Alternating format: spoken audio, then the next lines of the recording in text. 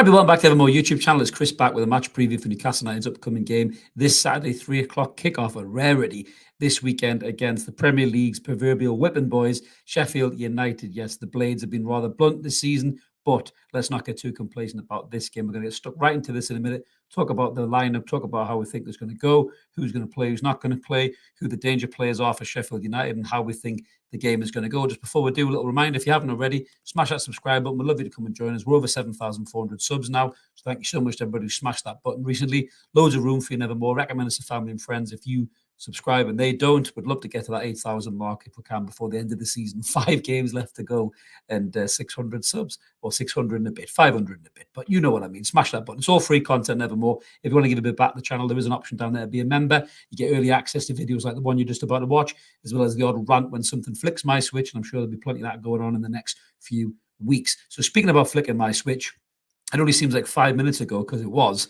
that we got beat 2-0 by Crystal Palace down at Selhurst Park, and we were atrocious. We were dreadful down at Selhurst Park, and it was really deflating after a brilliant performance against Spurs. And Eddie went for the same team and the same tactics. It just didn't work.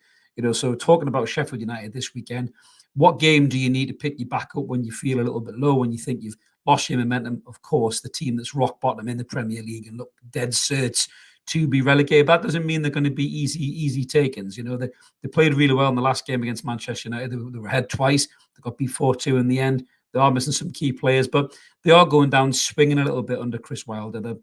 They do lack quality in the Premier League. I think the reason they're down where they are is because they just didn't invest as a football club. When you look at FFP and PSR, what the fuck were they going to do? Invest and get done and get dock points anyway. So the Premier League has almost made it unsustainable for teams like Sheffield United to come up and spend big on a squad and try and stay in the Premier League. That's basically the machine they've created. But this should really be, for Newcastle United, a winnable game. And this is how we think the lads are going to line up. Now, I brought Tino Livramento in there right back. As you can see, he was on the bench for emergencies, as Eddie Howe said, against Crystal Palace. Lewis Hall did come on in the second half, and I thought he looked quite good in the second half. So I've started Lewis Hall at left back there. Dubravka's in goals, even though he is like tracing paper at the moment. The summer cannot come soon enough to get a better goalkeeper to be deputy to Nick Pope. And long do I pray for the day Nick Pope returns to this starting lineup. Dubravka's been rusty, not played. That's been the excuse. He's playing week in, week out now, and he still looks like he's made of tracing paper, and people shoot right down his throat. It seems to dribble through his arms and his legs, and it's just not good enough, in my opinion. Time to get rid in the summer, but at the minute, he's the best of a bad bunch, really. Eddie obviously doesn't trust Karius, and Gillespie's just really good at carrying waters and singing Ronan Keaton on karaoke, isn't he, by the looks of it? But that's what we're stuck with for goalkeeper. So Dubravka stays in between the sticks. Same with the centre-halves, really. We're missing loads through injury. Are you going to take a big gamble and put Alex Murphy in there instead of Dan Burn? I don't think Eddie Howe will do that. Dan Burn's better in the middle alongside Fabian Schär. Both were ropey against Crystal Palace. Schär had moments where he looked like the Schär that we all know and love this season. Great blocks, using the ball, passing it, but he was wayward with his passing, as was everybody in the side. And the lads need to be so much better on Saturday against Crystal Palace. Against Sheffield United. Sorry, beg your pardon. Crystal Palace was 2 minutes ago. That's too many games. My head is spinning. So the midfield three, I've kept it as it is. Elliot Anderson, who probably emerged from the game with a little bit of credit, I think, against Palace. He grafted his nuts off, got in a few tackles, probably had our best chance with a header, just didn't get enough neck muscle behind it. Bruno was poor against Palace. I think he started to come alive a little bit in the second half, but his use of the ball was really poor. Distribution, he was crowded out in midfield, by Wharton and Hughes, and hopefully that won't happen in this game, because Bruno was levels above the Sheffield United players. And I'm sorry, I'm sure the Blades will agree with me on that one. Sean Longstaff is the subject of a lot of scrutiny at the minute by the supporters. Somebody accused me of having an affiliation with the family. I've got no affiliation with the family. I have met them before. They're very nice people, actually, very nice family, but that's nothing to do with how Sean's performing. Sean's a lovely lad outside of the pitch. He's not performing well as a player. Nobody performed well, I don't think, on the Wednesday. In all fairness, probably Anderson was the only one who came up with a little bit of credit, maybe Gordon as well. But everybody was poor. But Sean, as I said, Sean's lack of ability as a footballer, his limitations as a player, are accentuated when everybody else around him is really bad, because it kind of makes him stand out a little bit more. He's all about energy and running, and he hasn't been able to do that because he's playing with an injured ankle. He should have been rested. He should have been dropped months ago. It's one of them horrendous decisions in managing a player's fitness that I really think big questions have to be asked of Eddie and the fitness staff in the summer. But this is why we need to upgrade on the squad, and we need better quality in there to cover for when the starting 11 players are either injured or suspended. Hopefully next season we won't have a player suspended for the entire fucking season like we've had this season with Tonali, but you just never know with Newcastle United these days. In the front three, I've stuck with the notorious BIG, who were pretty shit really on Wednesday. Gordon had flashes. Isak had maybe one moment. But generally, they were all pretty poor. Barnes was really poor, one of the poorest games I've seen Barnes have since he come back. But I think that the lads would have had a rocket up their arse from Eddie about this. He was very, very critical of them in the post-match analysis. Obviously, I was on doing the live, but I did pick it up afterwards, like Keith Downey and stuff posting on X. And Eddie was massively critical, very uncharacteristically critical, actually, of the lads, saying that passing was wayward and poor and didn't shoot when they had the chances. Maybe that was a dig at Sean for falling over in the box. Should have been a pen still in my eyes. I know it's soft, but that's 2024 football. That's a penalty. The referee was disgraceful for not giving that decision, but we still would have lost the game probably, or drawn at best, and we would have robbed Palace of 2 points. But the lads have got to step it up in this game, and there's no better fixture because Sheffield United are literally the whipping boys of the Premier League. They're rock bottom. They sit at the bottom of the table. They've got 16 points out of 34 games. They've only won 3 games all season, drawn 7, and they've lost 24. They've only scored 33 goals, and they've conceded 92 goals, including 8 of those in the reverse fixture where we humped Sheffield United down at Bramall Lane, and it's still the biggest scoring game this season. Contrary to what Sky Sports and everybody else tried to do when I think was it Liverpool or Arsenal, won by 6 or 7, and we beat somebody by 8, but they obviously forgot about that, didn't they? They were too busy wanking off the greedy 6. But that's still the biggest scoring game this season. We annihilated them that day. And just like the Spurs game, where you show Eddie shows the video, of the 6-1 in preparation for Spurs. You've got to show them the 8-0 in preparation for this game. We should be absolutely going for their throat right from the jump. That's why I've gone 4-3-3. Attack, attack, attack.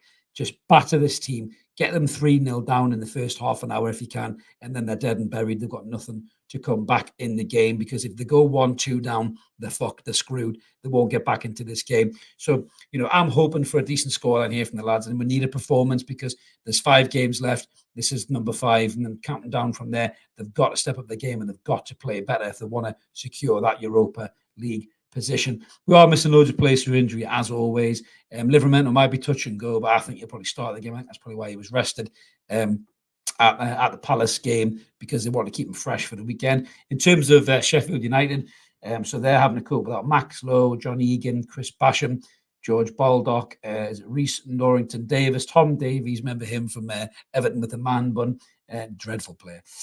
Daniel Gibson, Jack Robinson, and Ryan Brewster, who was, I think, once a Liverpool prodigy, wasn't he? They're also possibly going to be missing Ollie McBurney as well, which I think is a big blow for them, because Ollie McBurney, as again limited as he is as a player, is a bit of a handful. He would certainly give Dan Burn and Cher a bit of a roughing up. And he would give them an outlet as well. So they're missing him, but they do have Brereton Diaz, who was obviously a great goal scorer at Blackburn. He went over to Valencia, I think it was, or was it Villarreal possibly, and he come back to the Premier League with Sheffield United. He is a decent player. He's got a good touch. He's got a little bit about him. He drops into holes. He can make something happen. But in terms of the way they're going to line up, they'll have is it Fotheringham and Go, Holgate again, who I think is very poor. Then Gordon can tear him to pieces, as can Barnes. The centre half, pardon my pronunciation here, is Amodzic, Trusty, Bogle, Souza, Oblatza, Harmer, Osborne, Breton Diaz, and Archer is how they're going to line up. That's what Sports Mo reckons as well. But in terms of this game for me, this is going to have to be a reaction from Newcastle United for me in this game, and I think Eddie is going to expect a reaction. We're going to expect a reaction as well. St James's Park, full to the rafters, only a couple of home games left to go, war flags in attendance. I think the lads are going to step it up. And I don't want to be disrespectful. Sheffield United fans, Blades watching, I really don't. It's been a tough season for you.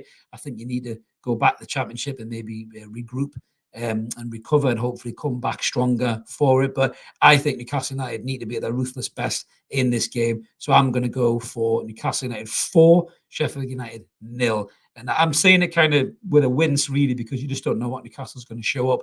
Is it the Newcastle that beat Spurs 4-0, should have been 6? Or is it Newcastle that basically limps through a game at Selhurst Park and makes Crystal Palace look like Real Madrid? Palace are in great form, though.